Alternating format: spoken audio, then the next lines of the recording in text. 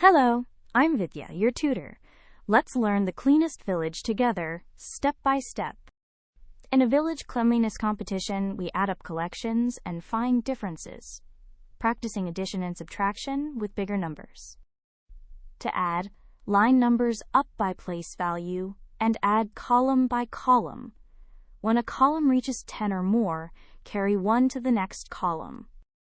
To subtract, line up by place value too.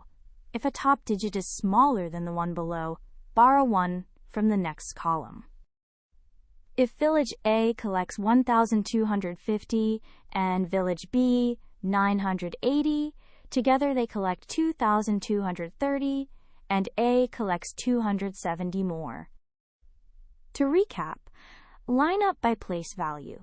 Carry when a column hits 10, borrow when the top is too small, and check by reversing the operation. Well done! Great work! Keep learning with Vidya and visit CBSETest.com for free lessons, worked examples, and practice tests.